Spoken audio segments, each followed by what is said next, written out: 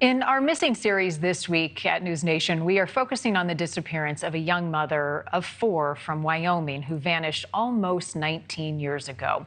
At the time, almost no one was searching for her.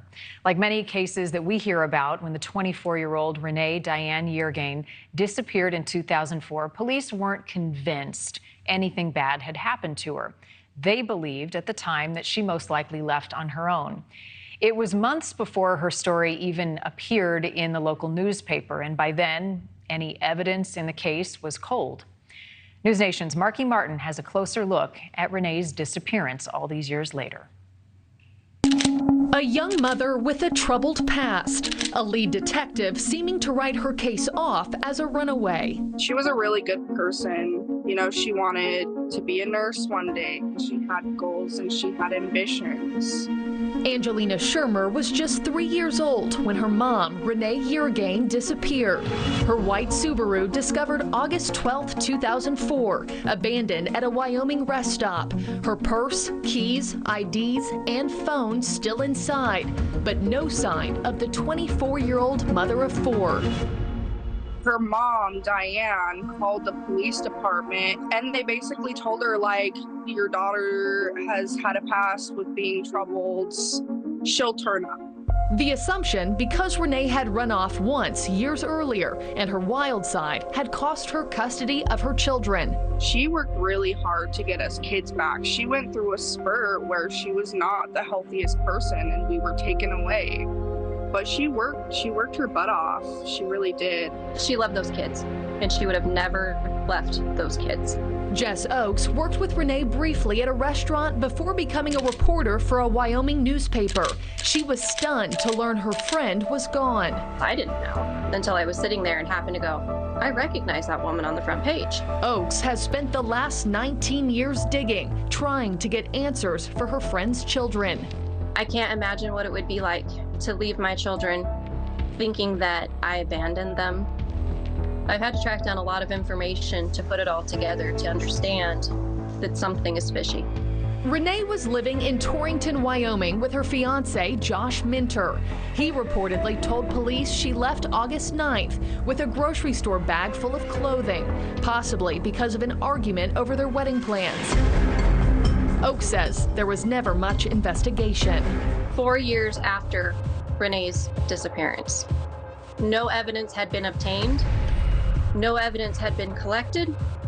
Somebody didn't do their job. Even though one of Renee's children reportedly told a very different story. The daughter remembered this guy, Josh, putting her stuff and throwing her stuff in the car, and he drove away with it. Somebody else brought him back to the house.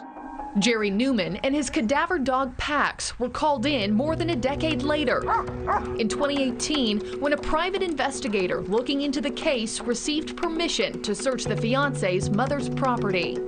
We went out and did a search and had 2 hits where the dog actually dropped and barked, alerted that there was human remains detection. Police obtained a search warrant and came back with equipment to dig. The hole was very, very high HRD. He'd hit that hole and just start barking and go down into the dirt. Well, we also hit water, and the water rushing in there, it was just basically like an underground river, and it was decided that it had to be upstream. They covered the hole and left. I was outraged. Jess Oakes says she knew Josh Minter from high school, where he was a talented art student, his work catching the attention of one detective years later. He showed me a profile picture that Josh Minter had on his Facebook. You zoom into the picture and you can see the words like involved and I know the grave. Another thing Oakes says should have been investigated, a fire at Renee's previous house, which she purchased from a local realtor under a contract for deed.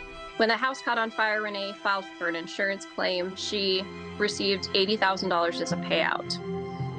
She paid the gentleman who owned the land and asked for the deed for the land.